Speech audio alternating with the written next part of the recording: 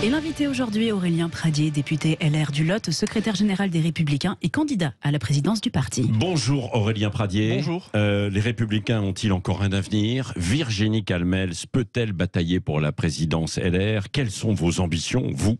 La retraite, pourquoi vous ne voulez pas forcément retarder l'âge de départ? Les menaces, les avertissements de Poutine, grand bluff ou vrai danger? Autant de questions que nous allons essayer d'aborder. Commençons donc, Aurélien Pradier, par ce petit coup de théâtre hier soir. Cette décision de la justice qui estime que les Républicains n'avaient pas à rejeter la candidature à la tête du parti de Virginie Calmels. Elle avait été écartée, je le rappelle, parce que ses cotisations étaient arrivées un peu tardivement, mais le règlement n'était pas très clair. Alors, est-ce que les Républicains doivent l'accepter ce matin, dans cette course à la présidence? Les choses sont claires. D'abord, ce ne sont pas les Républicains qui avaient pris cette décision, c'est la haute autorité de notre famille politique, qui est une haute autorité indépendante. Moi, je ne peux pas participer à cette décision-là. Aujourd'hui, les choses sont claires. Virginie Calmels peut concourir. Il y a une étape à passer, puisqu'il faut des parrainages pour pouvoir être candidat au final. Donc, évidemment, qu'elle, comme tous les autres candidats, sont les bienvenus dans cette bataille d'idées, qui est une bataille positive. Vous vous en réjouissez? J'ai aucune, en tout cas, c'est pas une approche négative. J'ai du respect pour Virginie Calmels. Elle a une sensibilité à faire entendre.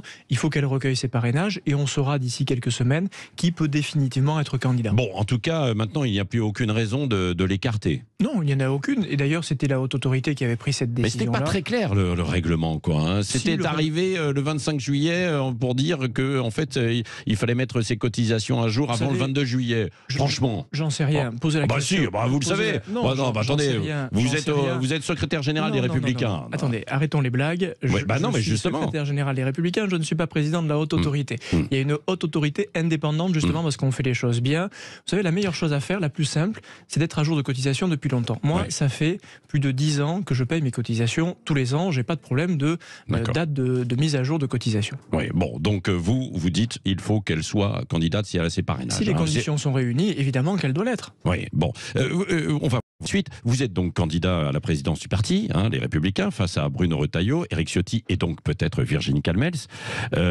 Quelle différence entre vous? Quelle droite vous voulez incarner, vous? Nous appartenons tous à la même famille politique et donc il n'y a pas des différences colossales. C'est vrai que j'ai une candidature qui n'a pas le même message que les autres. Moi, ce que je veux, c'est porter un nouvel espoir. Je pense que la droite républicaine, depuis trop longtemps, ne porte plus d'espoir. Qu'elle ne dit plus rien aux catégories populaires. Je veux que cette droite-là redevienne populaire. Qu'elle parle des questions essentielles de sécurité, d'immigration, de ce qui fait aujourd'hui le maintien de la République, mais que nous parlions aussi d'écologie, que nous parlions aussi d'égalité des chances, de refonte de l'école, que nous parlions de ceux qui ont aujourd'hui un travail laborieux et dont le salaire n'est pas à la hauteur.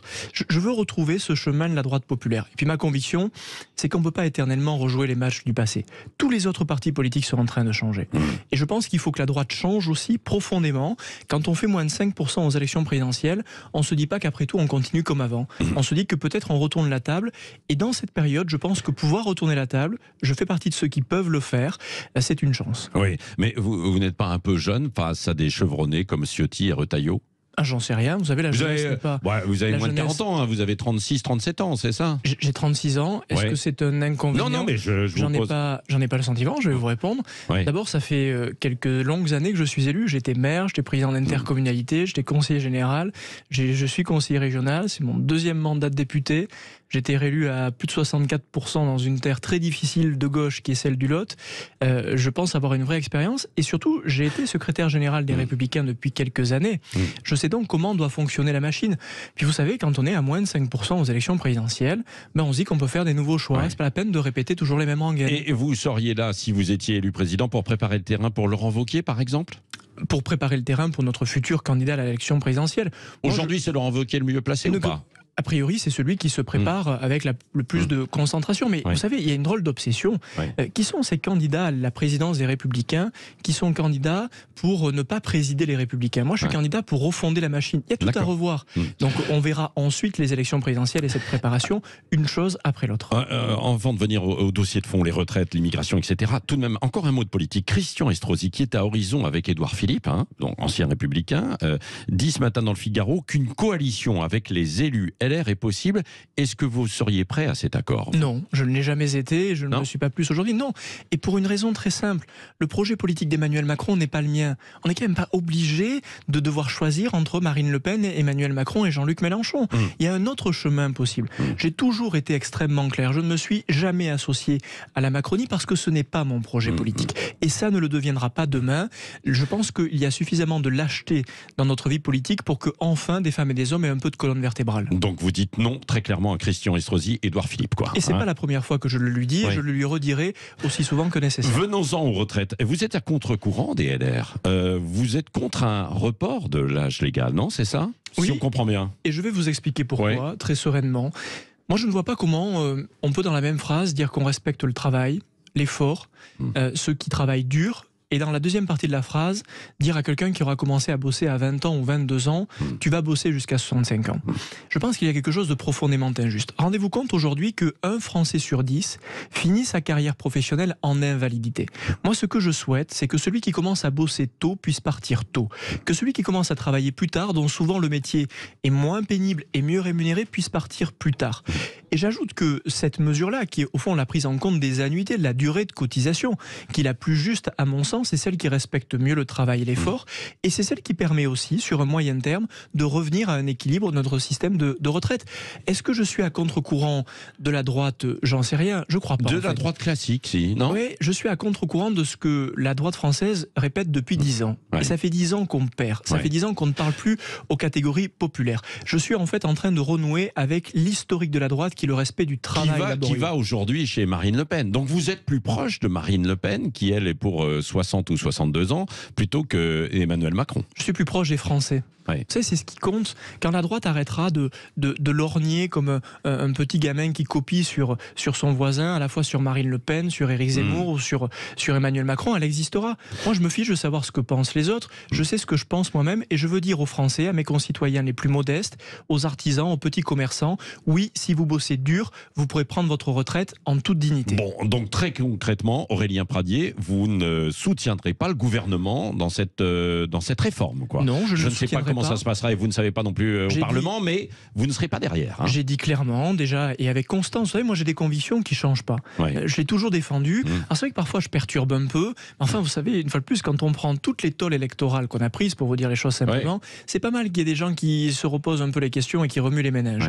Et donc oui, je dis, il faut renouer avec la valeur travail. Quand on croit à la valeur travail, on permet à ceux qui travaillent dur de partir plutôt à la retraite. Oui, mais alors très concrètement, c'est toujours 62 ans, quoi, pour vous. Toujours 62 ans. Avec on raisonne en annuité, c'est la durée de cotisation qui fait votre départ en retraite. D'ailleurs, vous savez, aujourd'hui, quand vous commencez à 25 ans, 26 ans, là, vous partirez beaucoup plus tard. Vous partirez en fonction de la durée de cotisation. On peut d'ailleurs jouer sur la durée de cotisation en l'allongeant éventuellement, en le faisant en fonction des métiers. Tout ça, pour moi, est non seulement du bon sens, mais aussi une manière de ne pas dresser les Français les uns contre les autres et de respecter le travail. Je le respecterai toujours. Le droit d'asile et l'immigration, un mot avec Gérald Darmanin qui entend durcir les règles là, sur les expulsions. Vous avez cette idée du titre de séjour probatoire. C'est quoi précisément? L'idée est simple. Je considère qu'on bricole depuis des années. Pour moi, accueillir quelqu'un venu d'ailleurs dans notre pays, c'est pas un problème, à la condition qu'il respecte toutes les règles. Et donc je propose que tous les titres de séjour deviennent probatoires. Ça veut dire que chaque personne... Mais on accueille tout le monde alors. De l'étranger, non, on aura nos règles d'accueil, évidemment. C'est en plus des règles d'accueil.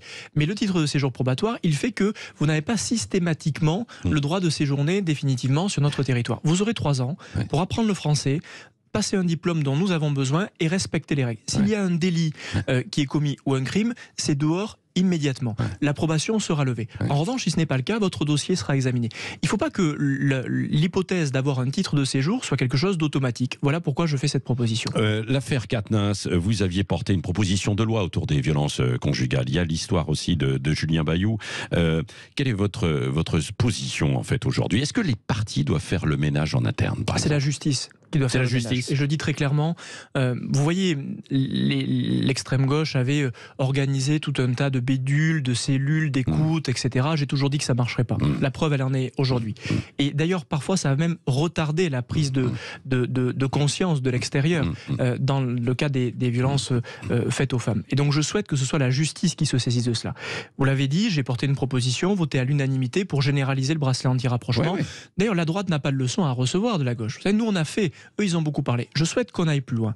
Je souhaite qu'on crée une juridiction spécialisée, comme ça existe en Espagne, qui soit une juridiction dédiée à la protection des femmes et des enfants victimes de violences au sein Est-ce des que familles. pour Adrien Quatennens, c'est de la violence conjugale, telle que vous l'entendez, vous? Mais ce n'est pas à moi ni à vous de le dire. Non. C'est à la justice de le dire.